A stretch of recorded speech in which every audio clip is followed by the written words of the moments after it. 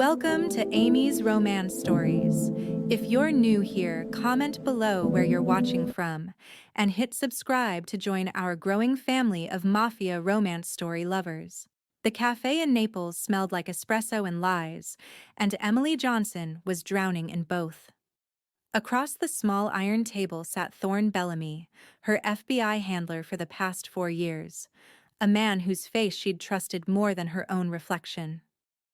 He slid a manila folder across the weathered surface, his fingers lingering on the edge like he was afraid she might bolt. She should have. Inside the folder was a photograph of a man who looked like sin poured into an expensive suit. Dark hair, darker eyes, a jawline that could cut glass, and a mouth that had probably ordered 100 deaths without flinching.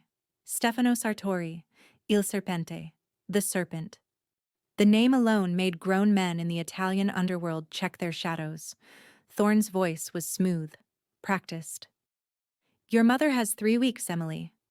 Maybe 4 if the cancer decides to be generous, which we both know it won't. Emily's hands trembled around her cup. Her mother, the woman who'd raised her alone, who'd worked double shifts as a waitress to put Emily through nursing school before the FBI recruited her, was dying in a Boston hospital bed. The experimental treatment that might, just might, save her life cost $500,000. Emily had $12,000 in savings and a mountain of medical debt that grew every time her phone buzzed with another collections notice. The FBI doesn't pay for personal medical bills, Emily said, her voice hollow. She already knew where this was going. She'd known the moment Thorne called her to Naples, pulled her from her cover assignment at the private hospital. No, Thorne agreed, leaning back with that infuriating calm he always had. But we do pay for services rendered, and Stefano Sartori is looking for something very specific. A surrogate, someone to carry his heir. Our intelligence says he's offering $1 million. Emily's coffee suddenly tasted like ash. You want me to get pregnant by a mafia boss? I want you to infiltrate the most dangerous criminal organization in southern Italy, gather evidence for 6 months, and help us dismantle an empire built on blood and corruption. The pregnancy is just your way in. Thorne pulled out another document. We've already positioned you. 3 weeks ago, a woman named Serafina Valdez, who works in Sartori's network, started frequenting the hospital where you've been working. She's a recruiter. Tomorrow, you're going to break down in the staff bathroom. You're going to cry about your dying mother, about the bills, about your desperation, and she's going to offer you a solution. It was terrifying how thoroughly they'd planned her life, her pain, her surrender. Emily stared at the photograph of Stefano Sartori. Even in 2 dimensions, he looked like he could see straight through her. And after 6 months? We extract you and the baby. Full medical care, new identity if needed, witness protection. Your mother's treatment fully funded. Ongoing care for life.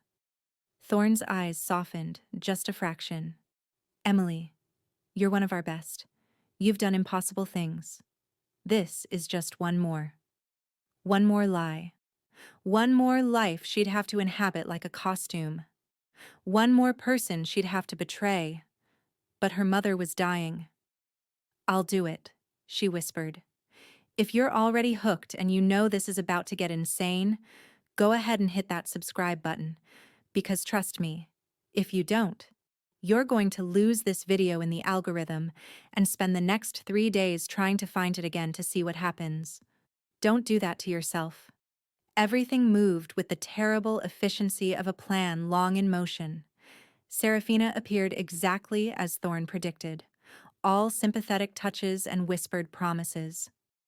The contract appeared within 48 hours, dense with legal language that basically translated to, "You belong to him now."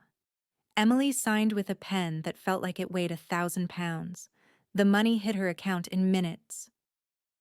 Her mother's first treatment was scheduled before Emily even left the lawyer's office.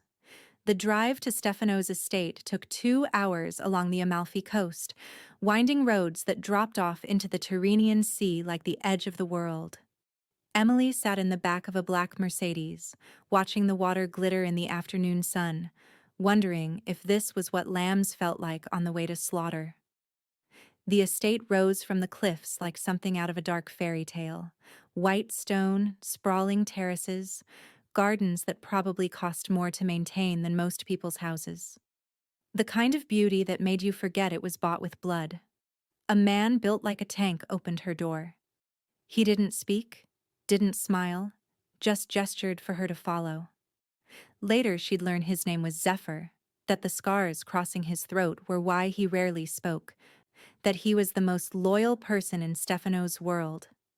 But in that moment, he was just another threat in a house full of them. The foyer was all marble and echoes. Emily's footsteps sounded too loud, too uncertain. Then she heard different footsteps, confident and measured, and Stefano Sartori walked into view. The photograph hadn't done him justice, which seemed cosmically unfair. He was tall, lean in the way of men who train to fight, not for aesthetics. His suit probably cost more than her car. But it was his eyes that stopped her breath, dark and assessing, taking her apart in seconds like he could see every secret she carried. Emily Johnson. His voice was accented, smooth as expensive whiskey. You signed quickly. Most women take longer to decide if bearing a stranger's child is worth $1 million. She lifted her chin, channeling every ounce of her training. My mother is dying. I don't have the luxury of long decisions. Something flickered in his expression. Approval, maybe, or recognition of desperation. He'd probably seen enough of it. Honest. I appreciate that. He moved closer, circling her slowly, not touching, but the intent was clear. Evaluation. The contract you signed is comprehensive. You'll live here, in my home, as my wife, in name. You'll follow my rules, my schedule. You'll be monitored at all times for your safety and mine. You will not leave this estate without my permission. You will not contact your former life without clearance. You will submit to medical examinations, dietary plans, whatever is necessary to ensure a healthy pregnancy and child. Emily's skin crawled and burned simultaneously. I read the contract. Reading and understanding are different things. Stefano stopped in front of her, close enough that she could smell his cologne, something dark and expensive. This isn't a business arrangement where you clock in and out, Emily. For the next year at minimum, you belong to me. Your time, your body, your attention, all mine. She met his eyes, refusing to look away first. And after the child is born? After the child's first birthday, assuming you've fulfilled every clause, you're free. With your money, your life, whatever's left of it. His head tilted slightly. Though most women find that freedom isn't quite what they imagined, it's hard to go back to normal life after living in a cage, even a gilded one. I'll manage.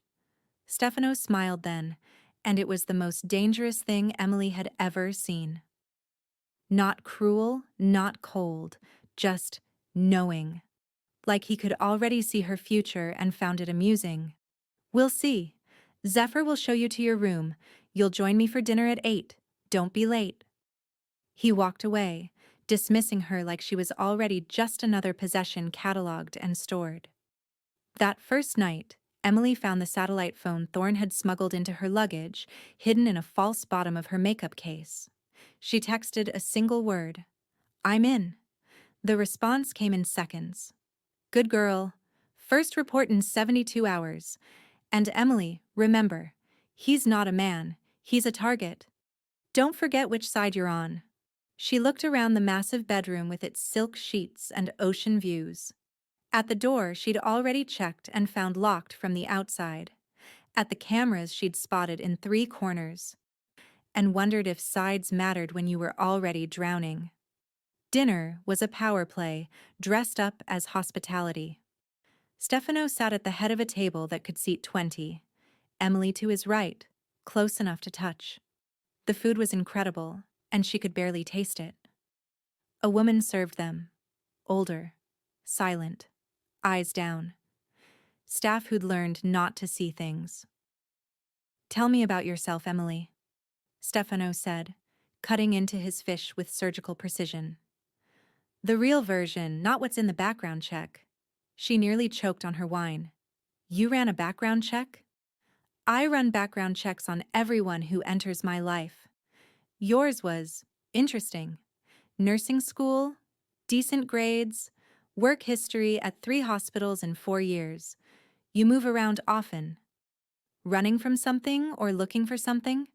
Thank God for the FBI's cover story. Working. My mother got sick 2 years ago. I've been chasing positions that pay better, have better insurance. Hasn't mattered. Cancer doesn't care about insurance. Stefano nodded slowly. My daughter died when she was 3. Poisoned by people who wanted to hurt me. They succeeded. He said it like he was discussing the weather, but Emily saw his knuckles whiten around his fork. There is no amount of money or power that changes some losses. You just carry them. Emily's heart twisted, and she hated that it was genuine. He was supposed to be a monster. Monsters were easier. I'm sorry. Don't be. You didn't kill her. He took a long drink of wine. But that's why you're here. I need an heir, someone to pass my legacy to. Or everything I've built collapses when I die. Nature of the business. Without blood succession, there's just war. Why not marry? Have a child the traditional way? Stefano's laugh was bitter. I was married. Violetta. She was beautiful, kind, everything I didn't deserve. When Alessia died, Violetta lasted 3 months before she walked into the sea. They found her body 2 days later. He looked at Emily with eyes that had seen too much. I don't do love anymore, Emily. It's a weakness I can't afford. But children, legacy, that's different. That's practical. You understand practical, don't you? She did. God help her, she did. Yes. Good. Stefano stood, offering his hand. Come with me. He led her through hallways lined with art that probably belonged in museums, upstairs with iron railings, to a terrace that overlooked the sea. The moon was rising, fat and silver, turning the water to mercury. It was breathtaking. It was a cage with a view. Stefano stood close behind her, not touching but present, inescapable. I know women don't come to me willingly, he said quietly. They come for money, safety, desperation, whatever currency they're trading. That's fine. I'm not a good man, Emily. I've done things that would make you run screaming if you knew the details. But I'm honest about what I am. Can you say the same? Emily's pulse hammered. Did he know? Was this a test? She turned to face him, tilting her head back to meet his eyes. I'm a woman trying to save her mother's life. That's all you need to know about me. Is it? His hand came up, fingertips brushing her jaw so lightly she might have imagined it. See? I think you're more complicated than that. I think you're someone who's been underestimated, overlooked, used. And now you're here, in a devil's house, making deals you're not sure you can keep. I recognize that, Emily. I was that person once. And now? Now I'm the devil. He smiled without warmth. But even devils get lonely. Even monsters want someone to fill the silence. Remember that. When you're in your locked room at night, planning how to survive me. He left her there on the terrace, and Emily stood shaking in the Mediterranean breeze, realizing she'd just met the most dangerous kind of man, the kind who told the truth and made you want to believe it anyway. Okay, real talk. If you're not subscribed yet, what are you even doing? You're going to scroll away, forget the channel name, and then be furious at yourself when you can't find part 2. Do yourself a favor. Subscribe. It's free. It takes 1 second, and future you will thank present you. The next 4 weeks blurred into a routine that felt like slowly sinking into quicksand. Emily woke to breakfast already prepared, spent mornings in the library, exploring Stefano's extensive collection, finding first editions and philosophy texts and poetry that didn't match the violent man she expected. Afternoons were medical appointments with Dr. Isolde Ravenna, a woman whose beauty was as cold as her stethoscope. Isolde was 40-ish, elegant, with ice blonde hair and eyes like a viper. She examined Emily with clinical detachment and something else, something that felt like hatred. "Your vitals are acceptable," Isolde said during the third week, snapping off her gloves. "We'll begin the conception process tomorrow. I'll be supervising to ensure proper execution." The way she said it made Emily feel like livestock. "Is that normal? Having a doctor watch?" Isolde's smile was razor sharp. "With Stefano's history, everything must be carefully managed. The previous surrogates failed to conceive. We can't afford another failure." "What happened to them? The other women?" "They left. Richer and wiser." Isolde packed her medical bag with sharp, precise movements. "Don't get attached, Miss Johnson. You're a vessel, a means to an end. Stefano may be charming, but he doesn't love. He doesn't even like most people. You're here to provide a service. Do that, collect your money, and disappear. Anything else is dangerous." It sounded like a warning. It felt like a threat. That night, the first attempt at conception was as clinical and horrible as Emily feared. Isolde stood in the corner of Stefano's bedroom, monitoring, making notes like she was observing a lab experiment. Stefano was efficient, distant, and it was over quickly. Emily stared at the ceiling afterward, feeling hollowed out, wondering how many lies her body could tell before her soul gave out. She reported everything to Thorne during her twice-weekly check-ins, encrypted texts sent from the bathroom at 3 in the morning. Financial records she photographed from Stefano's study. Names she overheard during meetings. Shipment schedules. Everything the FBI needed to build their case. But then, something shifted. On the fourth night, Stefano came to her room alone. No Isolde, no clinical protocol. He stood in the doorway, tie loosened, looking more tired than threatening. "I sent Isolde home," he said. "I won't treat you like livestock. Whatever else I am, I'm not that." Emily sat up in bed, pulling the sheet higher, her heart doing complicated things. "The contract says—" "I know what the contract says. I wrote it."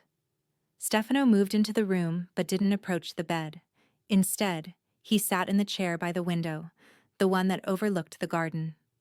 "Tell me something real, Emily, not the practiced answers. Something true." She should have deflected, should have maintained cover, but exhaustion and isolation made her reckless. "I don't know if I'm strong enough for this. Every day I wake up and put on a face and play a role, and I'm terrified I'm going to forget which parts are real." Stefano was quiet for a long moment. Then, "I was 12 when my parents were killed. Gunned down in front of me at a restaurant. I was adopted by the man who ordered the hit, raised in this life, trained to take over. Every single day I wake up and play the role of Il Serpente, the feared, the untouchable, the monster. And some days I can't remember who I was before the blood." Emily stared at him, this man who ruled an empire through fear, looking suddenly, painfully human. "Is that why you want an heir?" she asked softly. "To remember?" "Maybe. Or maybe I just don't want to die alone and forgotten.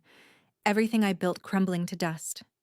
He stood, moved to the bed, sat on the edge, close enough to touch. "You're afraid of losing yourself. I'm afraid I already have.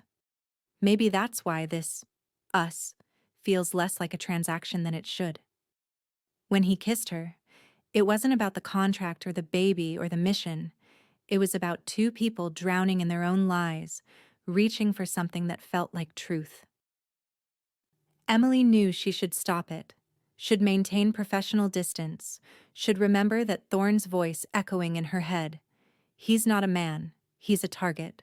But Stefano's hands were gentle and his mouth was hungry, and when he whispered her name like a prayer, Emily forgot which side she was supposed to be on. They fell into a pattern after that. Days spent in careful distance, nights erasing it. Stefano told her about Alessia, how she loved butterflies and sang off key and was afraid of thunder. Emily told him about her childhood, her absent father, her mother's strength. Some of it was true. Some of it was the FBI's cover story. She stopped being sure which was which. During the 6th week, Stefano took her to Alessia's room. It was in the East Wing, a door she'd passed 100 times but never seen opened. Inside, everything was preserved like a museum to lost joy.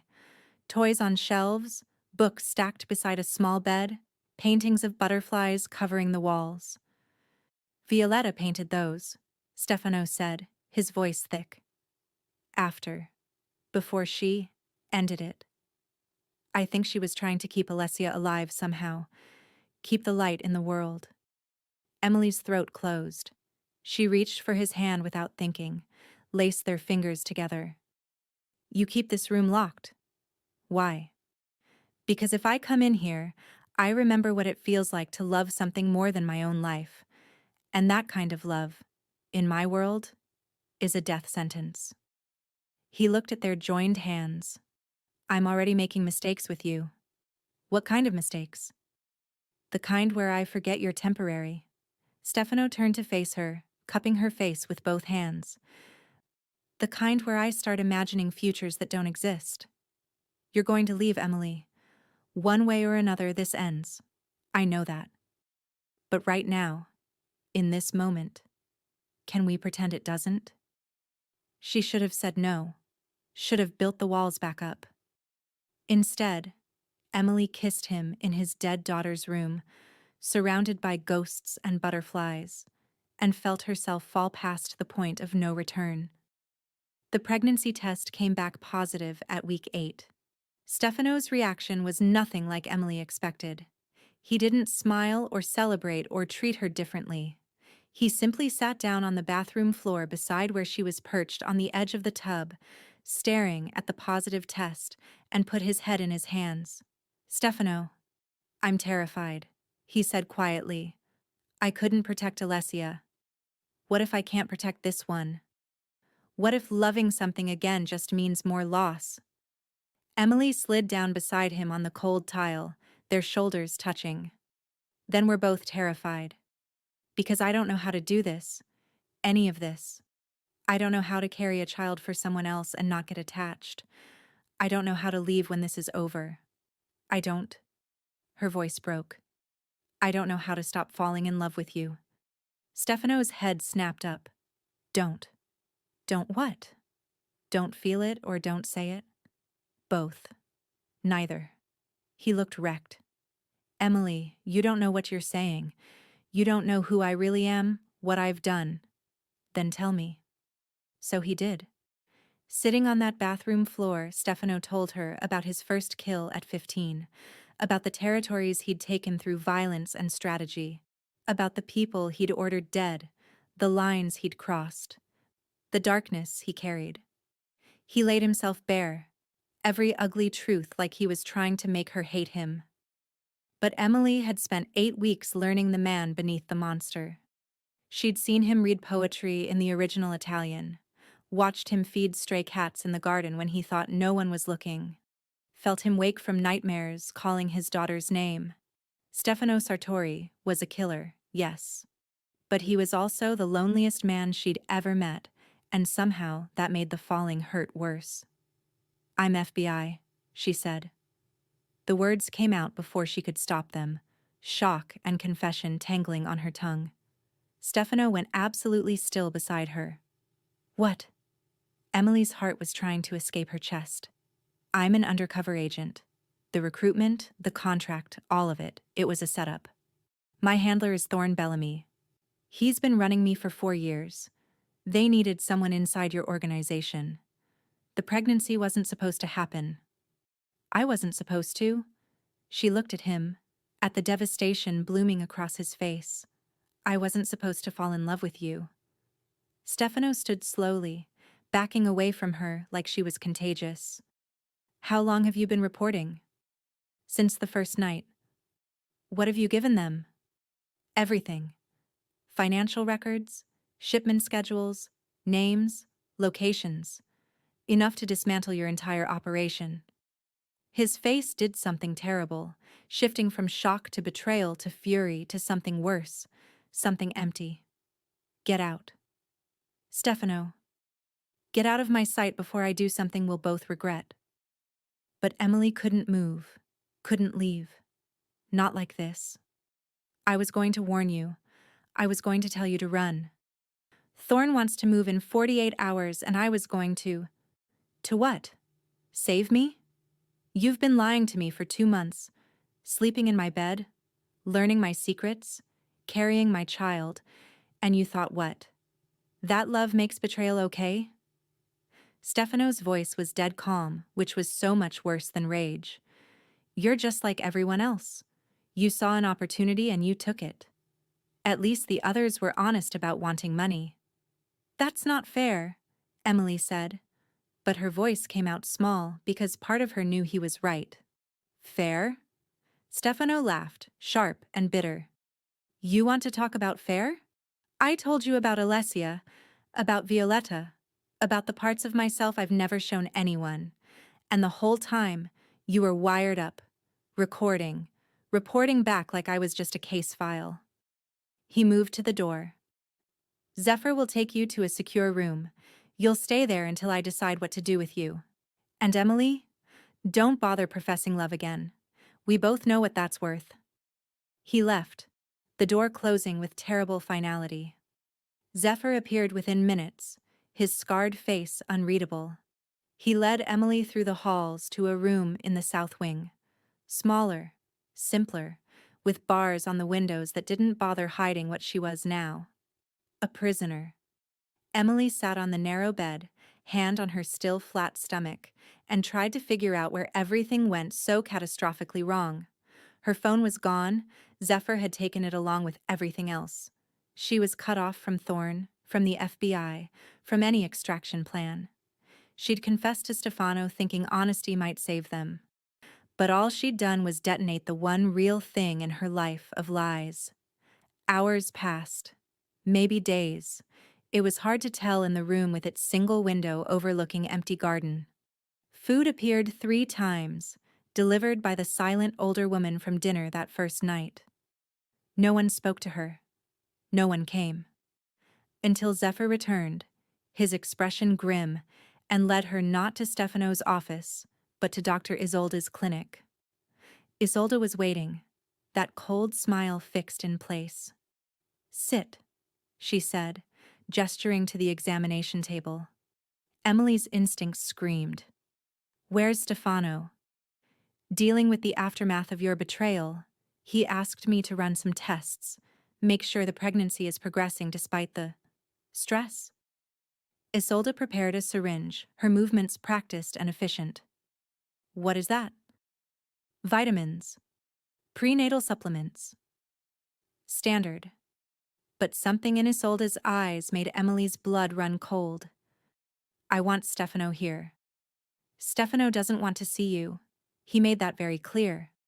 Isolde moved closer. You've caused enough damage, Miss Johnson. The least you can do is comply with basic medical care. Emily tried to stand, to run, but Zephyr was blocking the door, his face apologetic but immovable.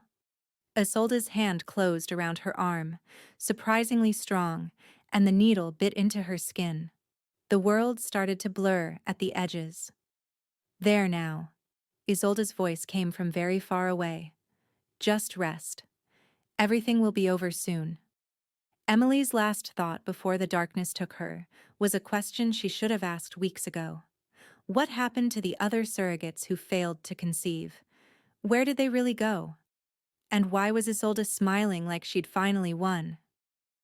The darkness was thick and suffocating, but somewhere in it, Emily heard voices. Angry voices. A crash. Then Stefano's voice, cutting through everything else like a knife. What did you give her? Isolde's response was muffled, defensive. I said, "What did you give her?" Emily fought to open her eyes, to move, to scream. Her body wouldn't cooperate, but she could feel hands on her, lifting her, and Stefano's voice again, closer now, frantic in a way she'd never heard. "Emily, Emily, stay with me. Don't you dare, don't you." Then nothing again, just the dark and the fear and the terrible certainty that she'd destroyed the only thing that mattered, and now it was destroying her right back. Emily woke to the sound of shouting and the sharp antiseptic smell of a hospital that wasn't a hospital. Her head felt stuffed with cotton, her limbs heavy and uncooperative. She forced her eyes open and saw white ceiling tiles, an IV in her arm, machines beeping steadily beside her. Not Isolde's clinic. Somewhere else. "You've been lying to me for how long?" Stefano's voice cut through the fog, sharp and deadly. "I've been protecting you." That was Isolde, her usual composure cracking at the edges.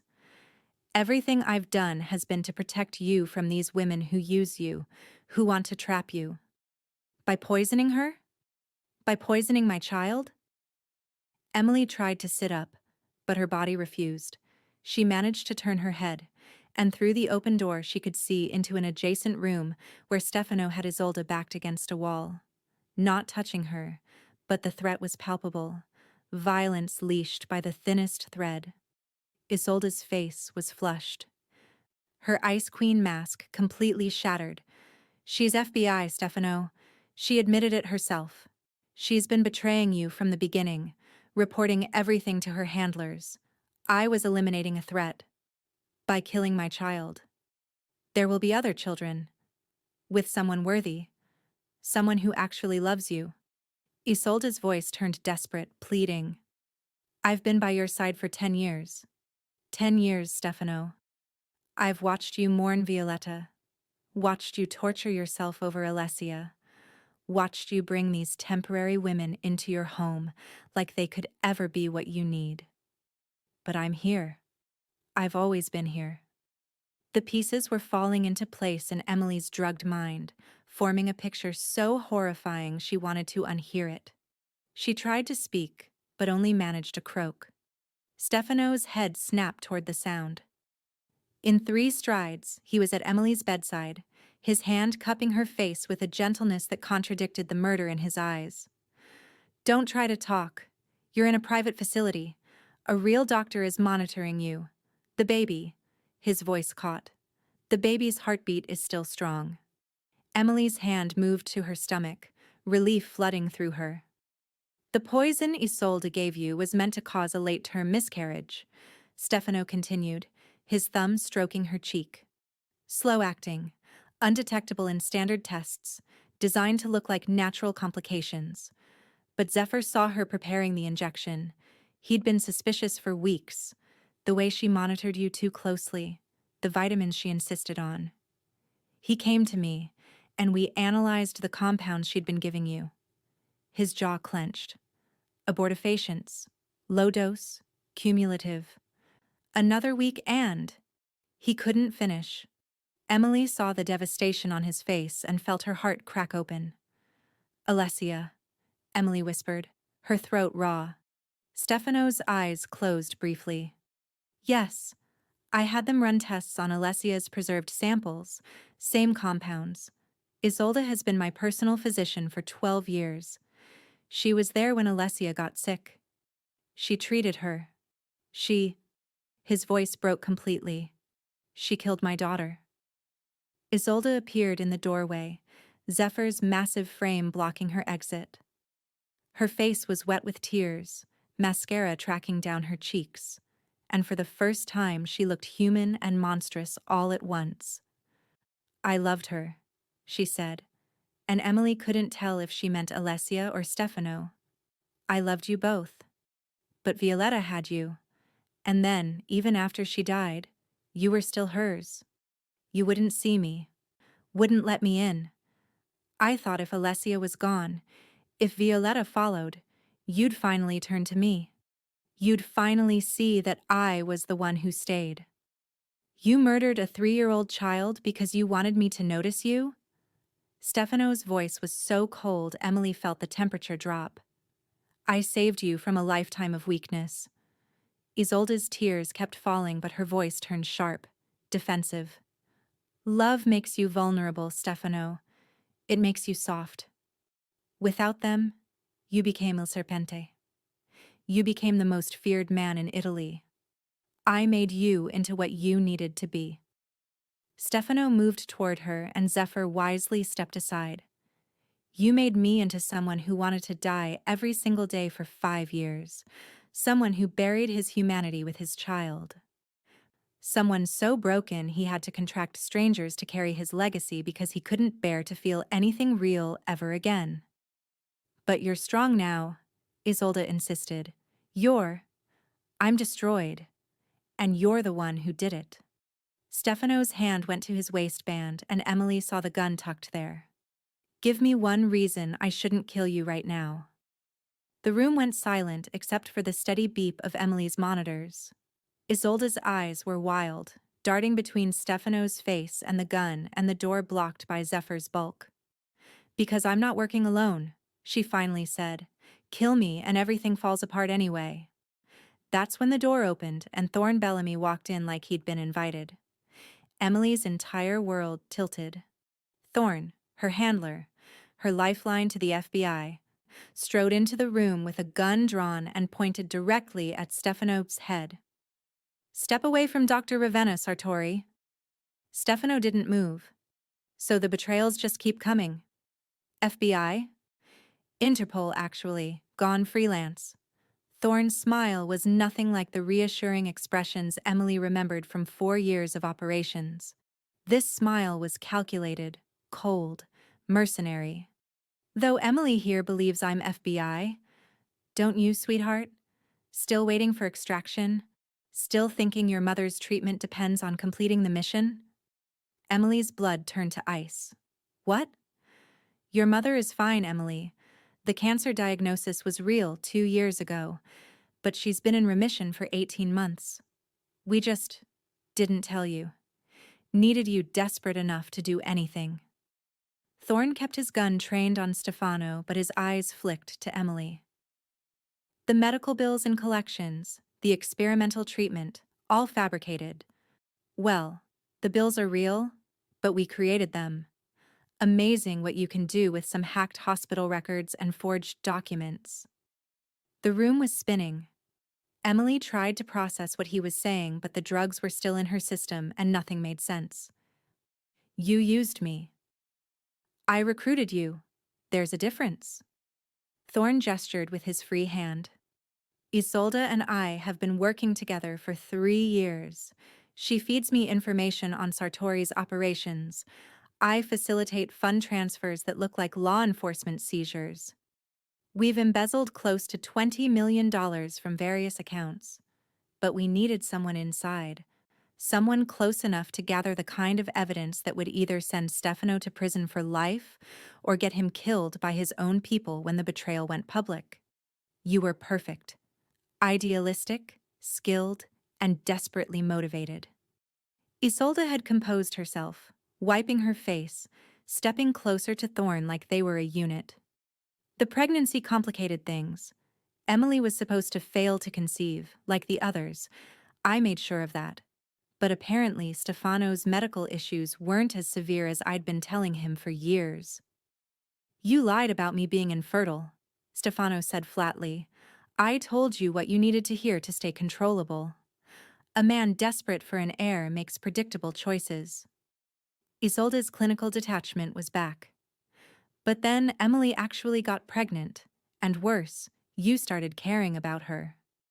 That made everything messy. Thorne nodded. So we adjusted. Isolde would terminate the pregnancy, make it look natural. You'd spiral, Stefano, the way you did after Alacia. Become erratic, vulnerable. Your organization would fracture. We'd step in to pick up the pieces and disappear with our accumulated fortune. And Emily. Stefano's voice was deadly quiet. Collateral damage. She'd be devastated about the miscarriage. guilty about her role in your downfall, and we'd give her just enough money to ease her conscience before cutting her loose. She'd never know the truth. Thorne's expression hardened. But then, she had to go and develop a conscience. Started talking about warning you, about extraction. Became a liability. Emily finally found her voice. You were never going to let me go. Not alive, no. You know too much about both sides now. Thorne shrugged like he was discussing the weather. Isolde's injection was supposed to take care of two problems at once. Dead baby, dying mother. Stefano loses everything that matters. Tragic accident. Stefano's hand moved toward his gun, but Thorne was faster, cocking his weapon. Don't. Zephyr. Drop whatever you're reaching for, or I put a bullet in Emily's IV bag. Ketamine and sedatives. Very flammable. Very messy. Zephyr's hands slowly rose, empty, his scarred face expressionless but his eyes murderous. Good. Now here's how this plays out. Thorne gestured to Isolde. The doctor is going to finish what she started. Emily gets a second, more effective injection. She and the baby die from tragic complications. Stefano, grief-stricken and enraged, kills Dr. Xisa, Ravenna in a fit of passion before taking his own life. Murder-suicide, very dramatic. Zephyr, you'll be blamed for not preventing it, probably killed in the resulting power struggle. And I disappear with evidence that makes me look like a hero who barely escaped a Mafia massacre. You've thought this through, Stefano observed, his body coiled tight, calculating angles and odds. I've had 3 years to plan. Now move away from Emily's bed. Stefano didn't move. If you're going to kill us anyway, let me ask one question. Why Interpol gone rogue? What happened to make you this? Thorne's jaw tightened. I spent 15 years catching criminals who were replaced within weeks. Cut off one head, 2 more grow back. I watched good agents die for governments that didn't care, putting away monsters who lived better in prison than my family did on my salary. So I decided if the system was broken, I'd profit from it instead of dying for it. Isolde felt the same. We found each other, found an opportunity, and we took it. And murdered a child in the process, Emily said, her voice stronger now, the drugs wearing off and rage burning through the fog. Isolde's face flickered with something that might have been guilt. Alessia wasn't personal. She was just necessary. She was 3 years old. Stefano's words came out like bullets. She was leverage that didn't work. Violetta was supposed to turn to me for comfort, supposed to help me get closer to you. Instead, she killed herself, and you became even more isolated. Isolde picked up a prepared syringe from the medical tray, the liquid inside clear and deadly. But this time, it works. This time, everything ends the way it should. She moved toward Emily's IV line. Stefano shifted to block her, but Thorne's gun tracked him. Move, and I shoot her myself. At least let Isolde's way be painless. Emily met Stefano's eyes and saw the same desperate calculation she felt. They were outgunned, outmaneuvered, seconds from death. But she also saw something else in his face, a flash of the man who'd survived being orphaned at 12, who'd built an empire through strategy and ruthlessness, who'd learned to see 3 moves ahead. His eyes flicked to Zephyr, just for a microsecond, then to the IV stand beside Emily's bed, then back to her. A message in 3 glances. Emily's fingers slowly moved to the IV in her arm, hidden by the sheet. Isolde, Stefano said, his voice changing, becoming softer. Broken. If you do this, I'll never forgive myself. I'll never. He let his shoulders slump, let defeat creep into his posture. I'll never recover. Is that really what you want? Me destroyed forever? Isolde paused, the syringe inches from the IV port. I want you free. I'll never be free. Don't you understand? Emily's carrying my child, my son. If you kill them, You're killing the last piece of me that remembers how to be human. Stefano's performance was masterful, vulnerability and desperation bleeding through. Please, if you ever loved me, any version of me, don't do this. Stefano, Isolde whispered, and the syringe wavered. Thorne saw the manipulation a second too late. Don't listen to him. Finish it. Everything happened at once. Emily ripped the IV from her arm, blood spraying. Stefano grabbed the IV stand and swung it at Thorne's gun hand. Zephyr lunged forward, his massive body a weapon. The gun went off, deafening in the small space, the bullet going wide and shattering a monitor. Emily rolled off the bed, hitting the floor hard, her hands instinctively protecting her stomach. Isolde screamed, dropping the syringe. Thorne and Zephyr crashed into the wall, struggling for the gun. Stefano was on Thorne in seconds, years of violence unleashed in brutal efficiency. The gun fired again. Someone cried out. Emily couldn't see, could only hear the sounds of fighting, breaking equipment, ragged breathing. She tried to crawl toward the door, but Isolde was there, blocking her path, the syringe retrieved and held like a knife. This is your fault, Isolde hissed, all pretense of sanity gone. He would have been mine, should have been mine. But you, she lunged. Emily had been trained by the FBI in hand-to-hand combat, but she was drugged, injured, and pregnant. Isolde had desperation and madness on her side. They crashed together, Emily's hands locking around Isolde's wrist, keeping the needle away from her skin, her baby, everything that mattered. I loved him, Isolde sobbed, still fighting. I loved him, and he never even saw me. Love doesn't kill children, Emily gasped, using her weight to roll them, to gain leverage. Love doesn't destroy. What you did, that wasn't love. That was obsession. The syringe clattered away, spinning under a cabinet. Isolde's hands went for Emily's throat instead, surprisingly strong, cutting off air. Emily's vision started to darken at the edges, her lungs screaming. She heard Stefano shout her name, heard more struggling, but it sounded distant, underwater. Then Isolde's weight was gone, ripped away. Emily sucked in air, coughing, and looked up to see Zephyr holding Isolde off the ground by her throat, his scarred face finally showing emotion, pure rage.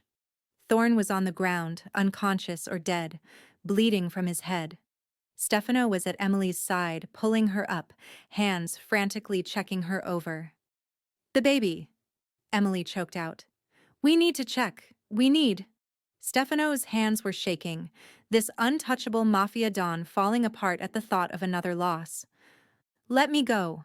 Isolde was clawing at Zephyr's arm uselessly.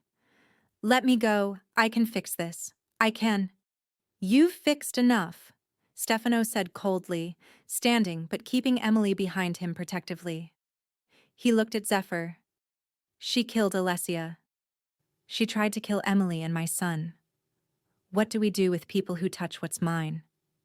Zephyr's face was a question. Isolde's eyes went wide with terror as she understood finally that there was no talking her way out, no manipulation left to play. But Stefano looked at Emily, saw her hand on her stomach, saw the woman who'd confessed her betrayal because honesty mattered more than safety, and something in him shifted. We don't do what she did. We don't become monsters to punish monsters. He nodded to Zephyr, who lowered Isolde to the ground but kept her restrained. She collapsed, sobbing, broken. Call the real authorities, Stefano said quietly. Interpol, FBI, whoever handles rogue agents and murderers. Give them everything, all the evidence of what she did to Alessia, to the other surrogates, to Emily. Let her rot in a cell knowing she failed. That's worse than death for someone like her. Zephyr nodded and pulled out his phone.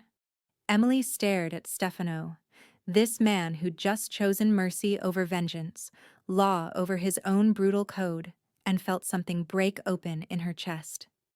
You're letting her live. I'm letting the world see her for what she is, and I'm choosing. He pulled Emily close, his forehead resting against hers. I'm choosing to be the man my son deserves. Not Il Serpente. Just Stefano. The authorities came within 20 minutes. An actual Interpol team who took one look at the scene and immediately separated everyone for statements. Thorne regained consciousness just in time to be arrested. His and Isolde's crimes laid out in recordings Zephyr had apparently been making for weeks. The paranoid enforcer's caution finally paying off. A real doctor examined Emily, ran tests, brought in an ultrasound machine. The baby's heartbeat filled the room, strong and steady, and Stefano's face did something Emily had never seen, crumpled with relief and wonder and desperate gratitude. He's okay, the doctor confirmed. Mother has some residual drugs in her system, but nothing that caused permanent damage.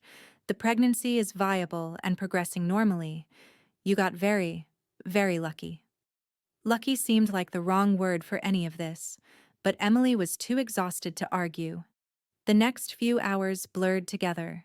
Statements given, evidence collected, Isolde and Thorne taken away in separate vehicles, both still trying to justify, to explain, to make their monstrous choices sound reasonable. They didn't sound reasonable. They sounded like exactly what they were. Two people who'd convinced themselves that their desires mattered more than human life. When the authorities finally left, when the building was quiet except for the medical staff giving them privacy, Stefano and Emily sat together in a private room, her hand in his, the ultrasound photo of their son on the table between them. I'm still FBI, Emily said quietly. Or I was.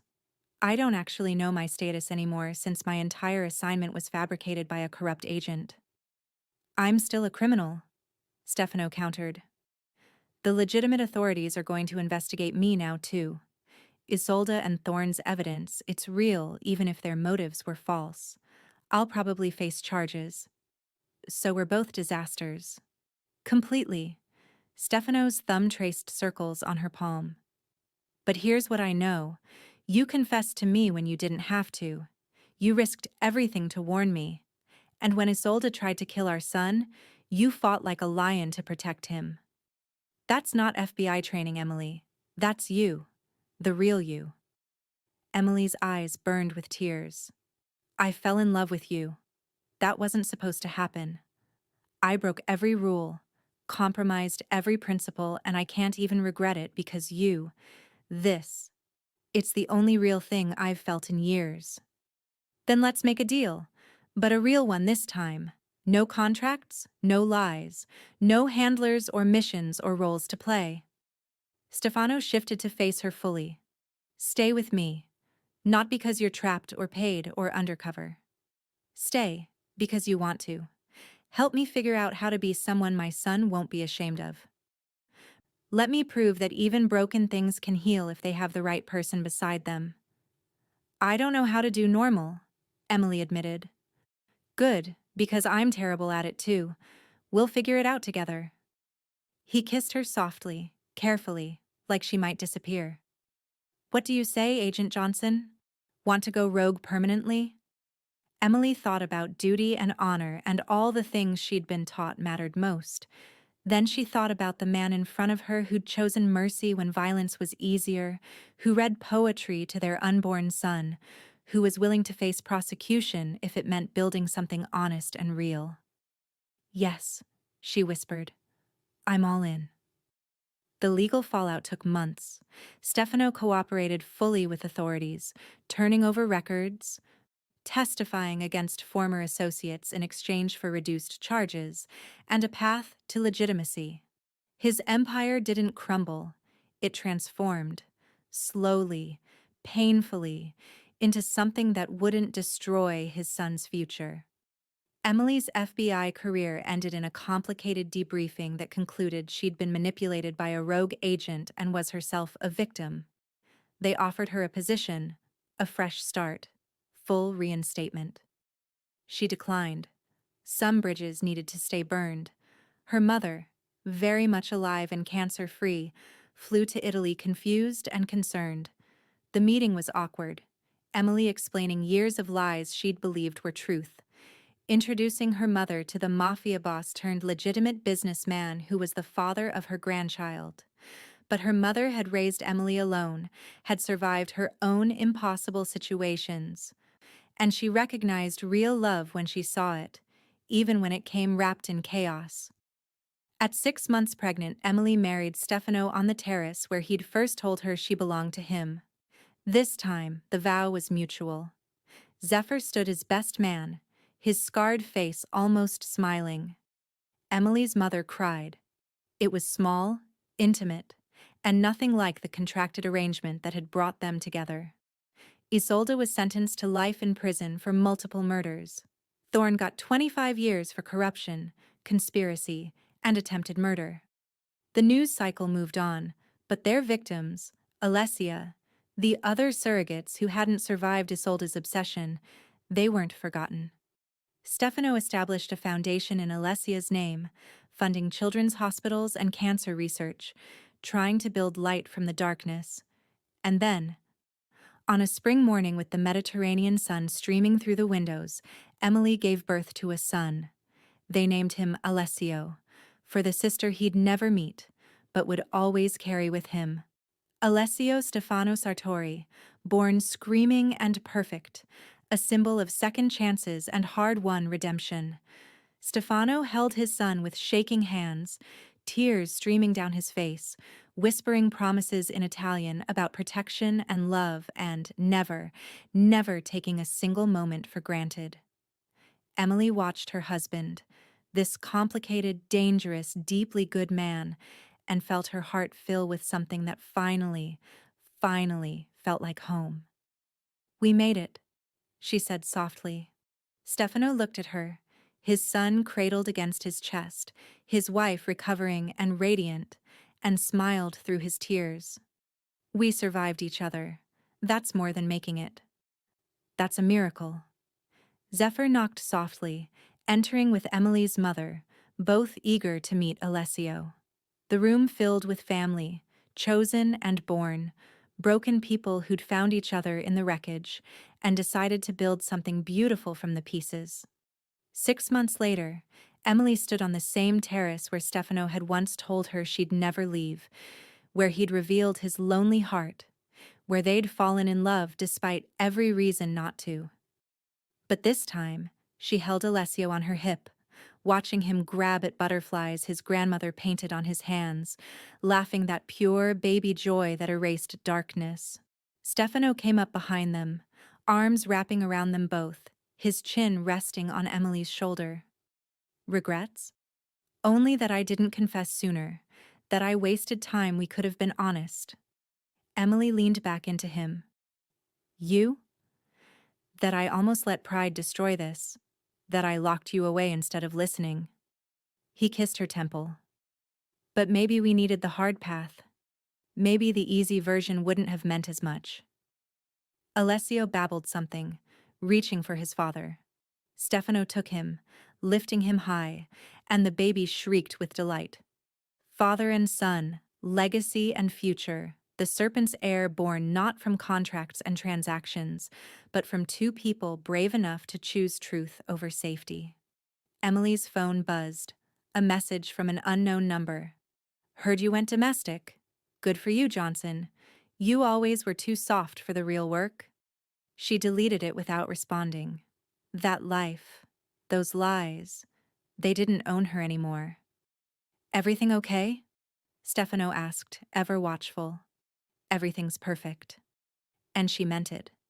They walked the beach that evening, Alessio between them learning to stand on wobbly legs, Zephyr at a respectful distance playing bodyguard to a giggling baby, Emily's mother collecting shells and pretending not to cry at how unexpectedly beautiful her daughter's life had become.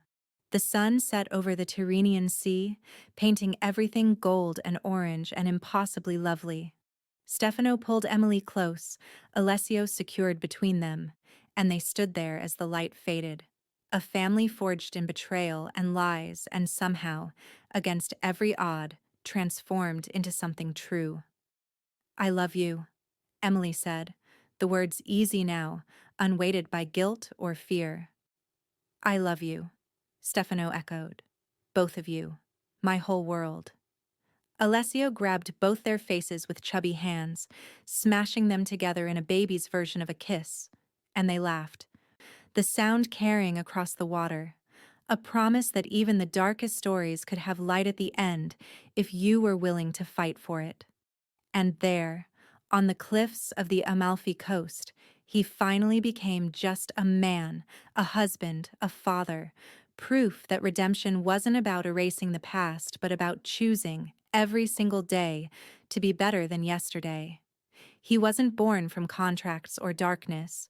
He was born from love, messy and complicated and hard-won, the best kind of legacy, the only one that mattered. The end.